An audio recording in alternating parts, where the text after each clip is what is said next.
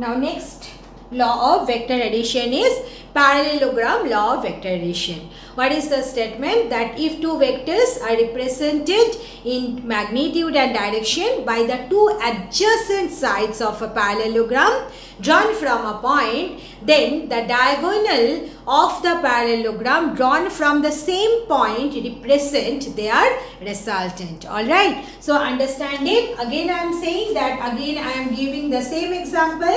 Suppose there are two vectors P and Q and their angle between them is theta. Now you see how you will make the parallelogram. Here we are not going to make a triangle. What we will do? We will make a parallelogram. So how we will make the parallelogram? You see, first of all I will just draw the P parallel to it, and then you see Q I will not set here at the end of P. Where I will set? At the initial point of P. Then you see if I set it at the initial point of P, then how I have taken? I have taken both the vector from the same point. Unlike the triangle law, I have not set Q here. Okay, that is the point you have to understand. Now, you complete the parallelogram.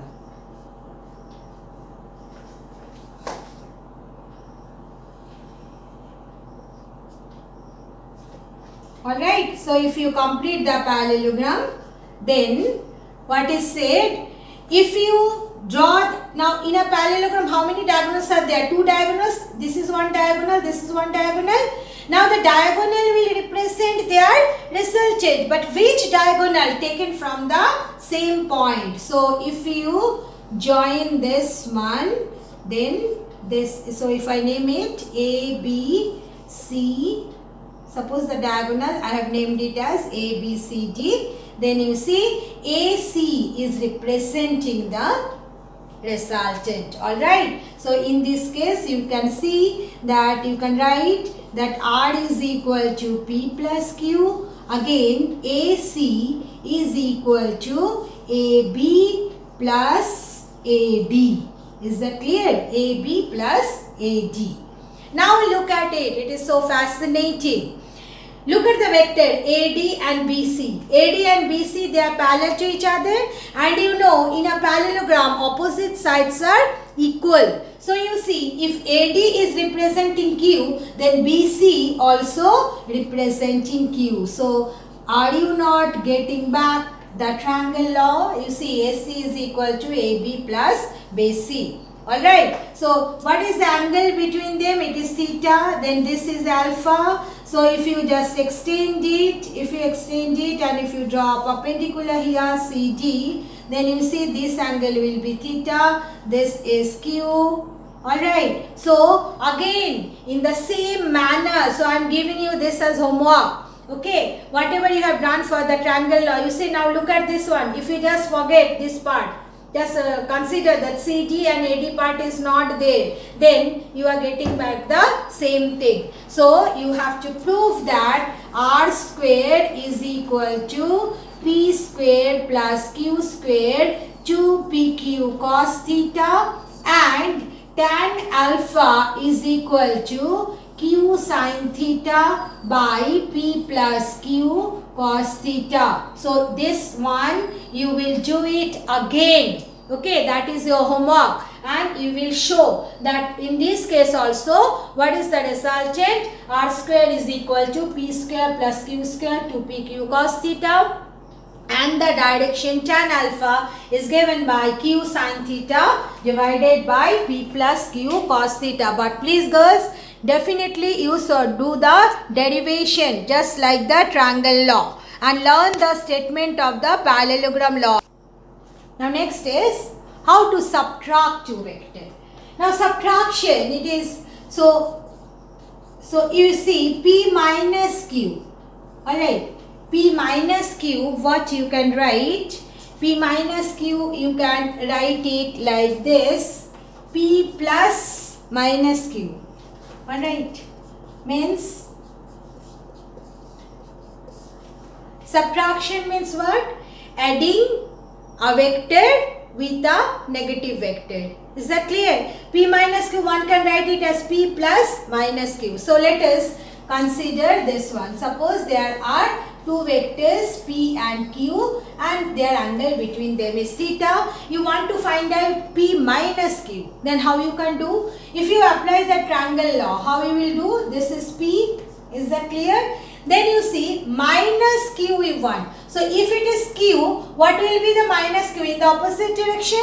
So here what I will do, I will draw a line parallel to Q but in the opposite direction. So you see this is minus Q. So I have started from this is AB, AB is P, BC is minus Q. So when you are joining AC, AC is equal to, you see what you can write according to triangle law, AC is equal to AB plus BC. Alright, now AB is what? P and BC is what? Look at the diagram. It is parallel to Q but in the opposite direction, or rather I say anti-parallel. So you can write BC is equal to Q. So this is the way you can subtract two vectors. Is that clear? So you see, when you are adding the two vectors, then R square is P square plus Q square plus 2PQ cos theta. Isn't it? Now you see, when you are subtracting P and Q, then what is becoming? This is P and this is minus Q, isn't it? So if you consider, so I am just drawing it, if this is Q, so this is minus Q, isn't it? So if this angle is theta, this angle is 180 minus theta. Is that clear? So you see what will be the resultant of P minus Q, means if you consider R is equal to P minus Q, then you see what will be the magnitude of R square. It will be P square plus Q square plus 2 P into Q into cos 180 minus theta. Is that clear? Now cos 180 minus theta is minus cos theta. So what you are getting? P square plus Q square minus 2PQ cos theta. Is that clear? So this is the relation when you are subtracting the two vector. When you are adding the two vector, it will become plus, and when you are subtracting the two vector, it will become P square plus Q square minus 2PQ cos theta. Is that clear? Then what will be the angle? Tan alpha. You know Q sin theta. So it will become sin 180 minus theta divided by P plus Q. It will become cos 180 minus theta. Now sin 180 minus theta is sin theta. So what are you getting? You are getting tan alpha is equal to Q sin theta and it is coming P minus Q cos theta. Is that clear? So when you are subtracting the two vector, remember that 2PQ, it will become minus 2PQ cos theta, and for the direction, the denominator, it will become P minus Q cos theta. So this is the way one can subtract the two vector using the concept of the triangle law or the parallelogram law, because both the triangle law and parallelogram law giving us the result R square is equal to P square plus Q square plus 2PQ cos.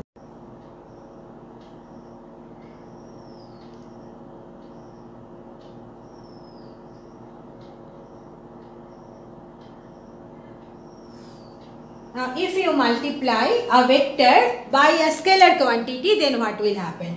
Suppose you are having a vector A, you have multiplied it by a scalar quantity K. Then you will get the vector whose magnitude will become K times A. Is that clear? But the direction of R and A will be same. Is that clear what I said? What will happen to the magnitude of the resultant vector? The scalar means the magnitude will increase by K times. But what about the direction of the two vector? Direction of R and A will remain the same. Is that clear? Just you consider, suppose K is equal to 5. Then what will happen? R, magnitude of R is 5 times the magnitude of A, but direction of R and A are same. The next concept is concept of unit vector. Very important concept. Very important concept is unit vector. Alright. Unit vector generally, suppose there is a vector A. Is that clear? Now, what is the meaning of the unit vector? Unit vector meaning is that magnitude of the vector is unity. Magnitude of the vector is unity or 1. Is that clear? So you see, if you consider that A is the original vector, then you can write A cap. Means when we give the cap sign, it represents the unit vector. So you see, unit vector means when I am writing this unit vector means its direction is along A, but what is the magnitude? Magnitude is 1. Is that clear? Means magnitude of unit vector is 1. Is that clear? So you see, one can write a vector as magnitude of the vector. You know, magnitude of the vector you can write without giving the vector sign, or you can write it the modulus of this. So I have taken without the vector sign, then multiplied by the unit vector along this one, along the same vector. So unit vector we represent it by a cap sign. Is that clear? And sometimes you can write, just you consider this way. Suppose there is a vector B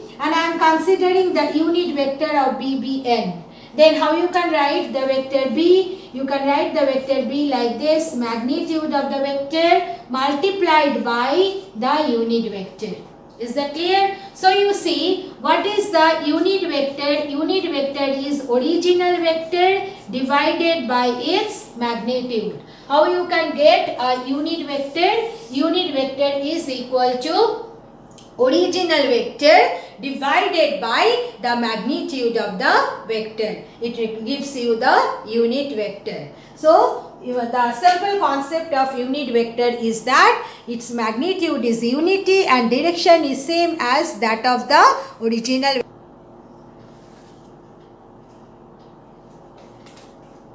So if you consider the coordinate axes, means if you consider this is x-axis, this is y-axis, then this is z-axis, then along x-axis unit vector we represent it I, small I cap. Along y-axis unit vector we represent it by j cap, and along z-axis unit vector is represented by k cap. Alright, so these are the point you have to remember. I is the unit vector along x-axis. J is the, all are small letters. J is the unit vector along y-axis and K is the unit vector along z-axis. Now, resolution of a vector. Now, this one already in the work energy power chapter in 10th standard I gave you the concept. Alright. Now, suppose there is a vector if you want to resolve it into two components.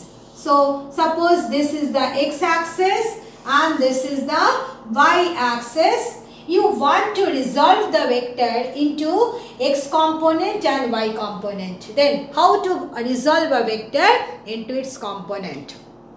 The first thing is that, you see how I have drawn the vector. The initial point of the vector is coinciding with the origin of the reference frame. I repeat. What should be the initial point of the vector which you want to resolve? It should pass through, it should be the origin of the coordinate system chosen.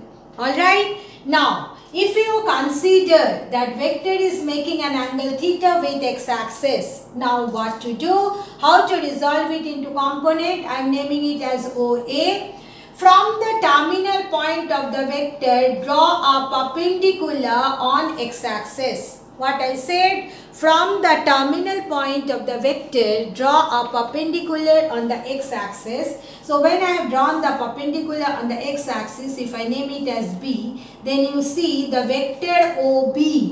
Vector OB is what? X component of the vector F. Is the clear component of vector F along x-axis. We write like this, Fx. Fx is what? Component of F along x-axis. Is that clear? Now, from the terminal point, if you drop a perpendicular on the y-axis, suppose I am naming it as C, then this OC OC represent the y component of the vector f. Is that clear? So this is the way one can resolve a vector into its component. So understand it, what to do?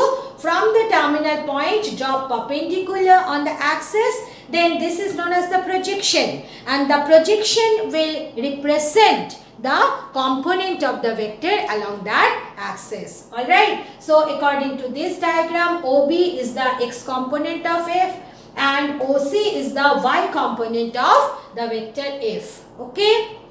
Now, how I can get OB? You see here, OB by OA is equal to cosine theta, isn't it? OB by OA is cos theta because base upon hypotenuse is cos theta. So you can write OB is equal to OA cos theta, but OA is what? Is the vector f, magnitude of the vector f. So OB is equal to f cos theta. Is that clear? Now, how you can get OC? Now look at the diagram. OC is equal to AB. Yes or not? OC and AB, these two are equal in magnitude. So you can write AB by OA is equal to sine theta. So what is AB? AB is OA sine theta. Now OA is what? F sine theta. So you can write what is the x component of the vector? It is f cos theta. What is the y component? Y component is f sin theta. So this is the way one can resolve a vector into its component. Is that clear? So if the vector is making an angle theta with the x-axis, then what will be the x component? X component will be the original vector into cosine theta. What will be the y component? It will be original vector, magnitude of the original vector into sine theta. So this is the way you can resolve the vector into its component.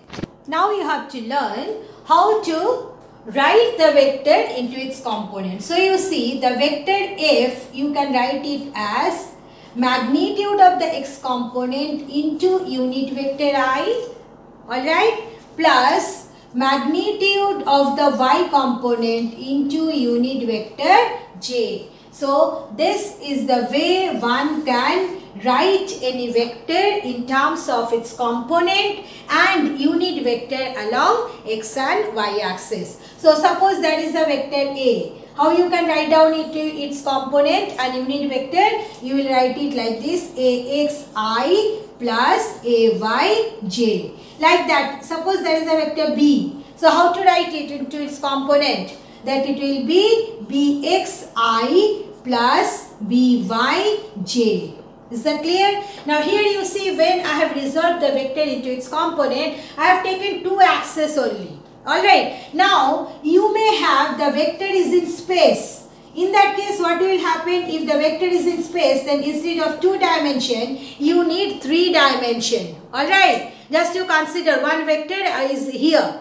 Okay, in space means the terminal point, initial point is at the corner of the room and the terminal point is in space, is in air. Then the vector will have 3 component. In that case, we write like this. It will be x component I plus y component j, then z component into k. So this is the way one can resolve the vector into its component, and this is the way, this is the notation that you can write into its component along with the unit vector I, j, k along x, y and z axis.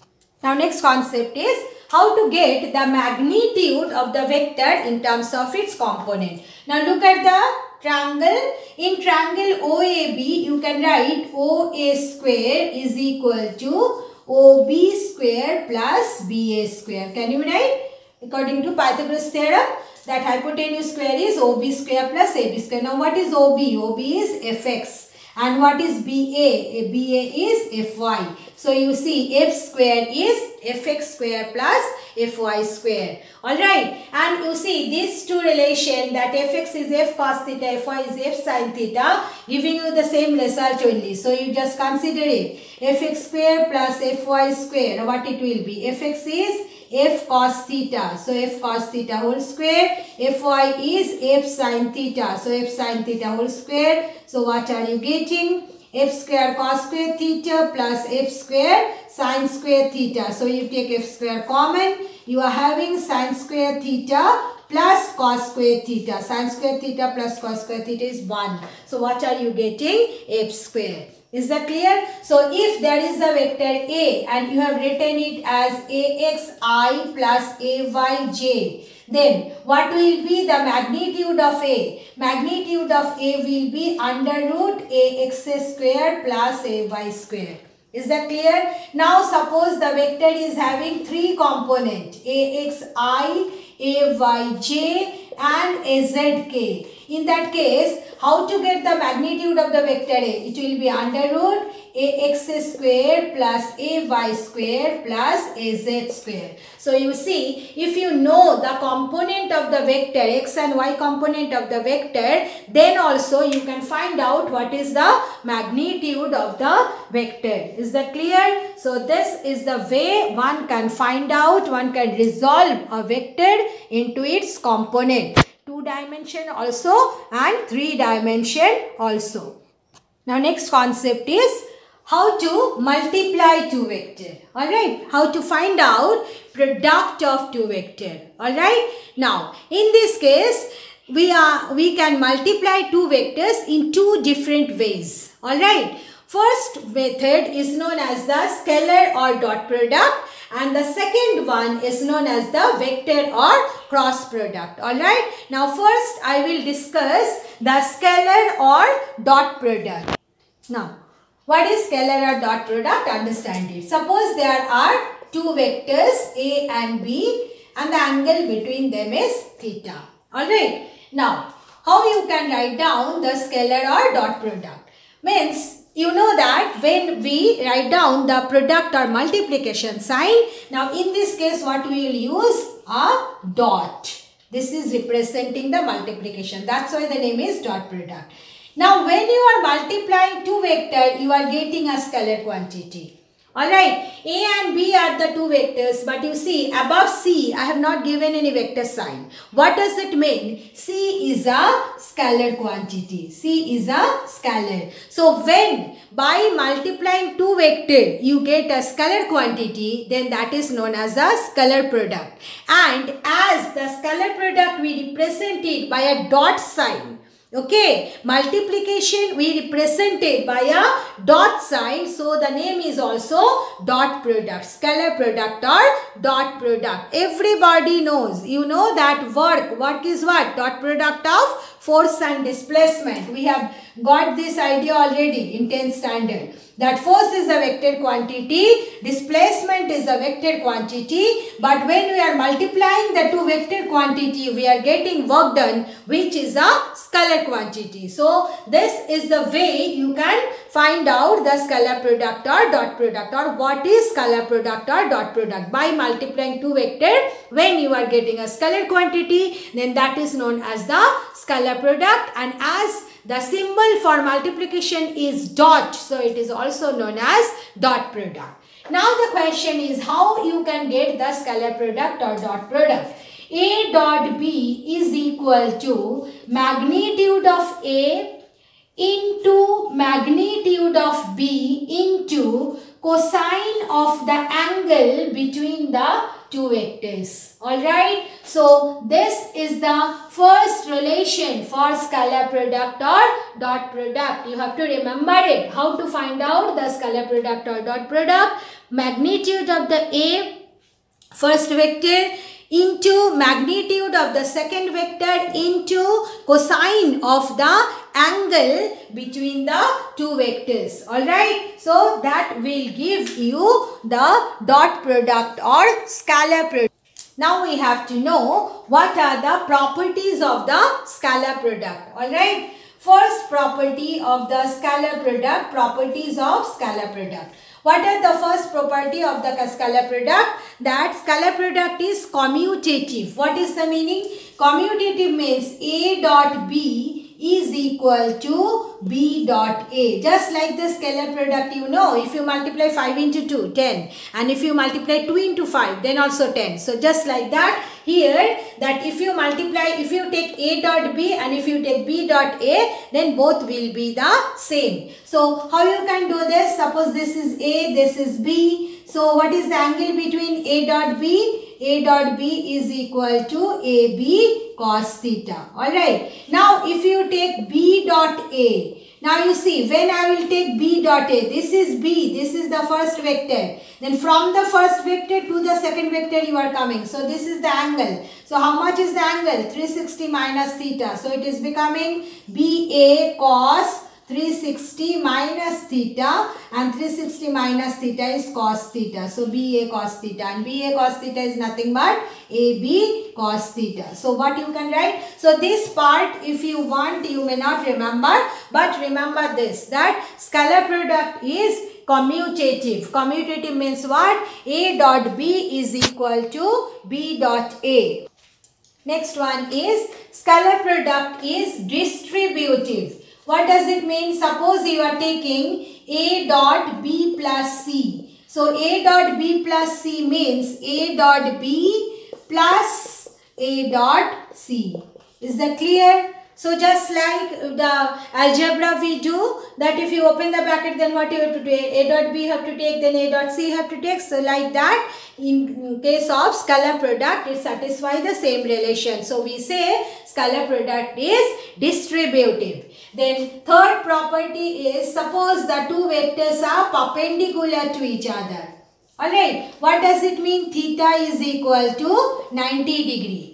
Clear? Means two vectors are perpendicular to each other. Then you see what will be A dot B. A dot B will be AB cos 90 degree. Now cos 90 degree, what is the value? 0. So remember, when the two vectors are perpendicular to each other, then their dot product is 0. Then next one is, if you take the dot product of the same two vectors, alright, A dot A, then you see it will become AA cos 0 degree. What is the angle between the same vector? 0 degree, and cos 0 degree, what is the value? 1. So you see it is coming A square. Is that clear? Like that, if you take A dot B, alright, and A and B are parallel to each other. A and B are parallel to each other. So what will be the angle between them? 0 degree. In that case, A dot B will be what? Magnitude of A, magnitude of B into cos 0 degree. Cos 0 degree is 1. So A dot B will become AB. So these are the properties of the scalar product. Now we will apply the properties of the scalar product for the unit vector. Alright. Suppose you have taken I dot I. Alright. What is the magnitude of I? 1. Because it is a unit vector along x-axis. So you see I dot I, how much it will be? Magnitude of 1 into cos of the angle between them. What is the angle between them? 0 degree equal to 1. So I dot I equal to 1. So like that, what will be J dot J? J dot J is 1. Like that, what will be K dot K? It will be 1. Is that clear? Now, if you take I dot J, then what it will be? Magnitude of I into magnitude of J into cosine of the angle between I and J. I is the unit vector along x-axis. J is the unit vector along y-axis. So what is the angle between x and y-axis? 90 degree. So what is the angle between I and J? 90 degrees. So cos 90. Cos 90 is 0. So I dot J is 0. Similarly, J dot K. How much it will be? 0. Similarly, K dot I, how much it will be? 0. So this result you have to remember. If you take the dot product of the same unit vector, then the answer will come as 1. But if you take the dot product of two different unit vector, alright, then means the I dot J or J dot K or K dot I, it will be equal to 0. Clear to everyone? So you must remember it. This result you have to remember. Now let us consider there are two vectors A and B, and you can write it as component AX. A you can write it as AXI, AYJ and AZK. Like that. B you can write it as BXI, BYJ, then BZK. Alright. So what will be A dot B? Clear? Now A dot B, when you will take, you have to write AXI plus AYJ plus AZK, then dot BXI plus BYJ plus BZK. Alright. Now you see how to take the dot product. Dot product means first of all you will take this one AXI and then you will take the dot product with BXI, then BYJ, then BZK. Okay. Now generally in the real class what I do, I make one girl to stand and say. But here I am not getting the chance. So I am doing it myself. So please you follow and understand it. So first of all, when I am taking AXI dot BXI, what it will be? It will be AX BX. Alright, then I dot I. How much is I dot I? 1. So it will be AX BX. Then you see, next when I am taking AXI with this, it will be AX BY. Then I dot J. I dot J is 0. So I am not writing anything. Then AXI dot BZK. What it will be? AX BZ. Then I dot K. I dot K, what is the value? 0. So no need to write. So what you are getting? When you are multiplying AXI with this, all the three terms, only this first term is existing because I dot I is 1. But I dot J 0, I dot K 0. So the terms will not come only. Okay. Now you consider the second one, AYJ. So when you will multiply AYJ with BXI, how much it will come? AYBX into J dot I.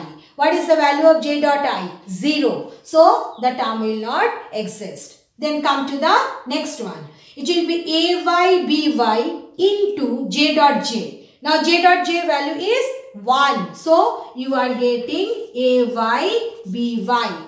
Then come to the last one. AYBZ into J dot K. Now what is the value of J dot K? 0. So that term will not exist. Now come to the third one. Third one again you see AZK dot BXI. How much it will be? 0. AZK dot BYJ. How much it will be? 0. But when you will multiply AZK with BZK, what will happen? K dot K will come. K dot K means how much? 1. So what is the relation you are getting? AZ BZ. So this is another relation, important relation you have to remember for numericals, that A dot B, this is in terms of component. A dot B is equal to AX BX plus AY BY plus AZ BZ. Is that clear? Again, what is the magnitude of A? Magnitude of A is AX square plus AY square plus AZ square. Magnitude of B is BX square plus BY square plus BZ square. Is that clear? So you see, you are getting this way. Now you see A dot B is AB cos theta. So cos theta you can write A dot B by AB. Now what is A dot B? A dot B is AX BX plus AY BY plus AZ BZ. And how much is A? A is under root AX square plus AY square plus AZ square. And what is B? B under root BX square plus BY square plus BZ square. So you see, if one knows what are the values of AX, AY, AZ, BX, BY, BZ, then by utilizing this formula, you can find out what is the angle between the two vectors by using the concept of scalar product or dot product. Thank you, girls.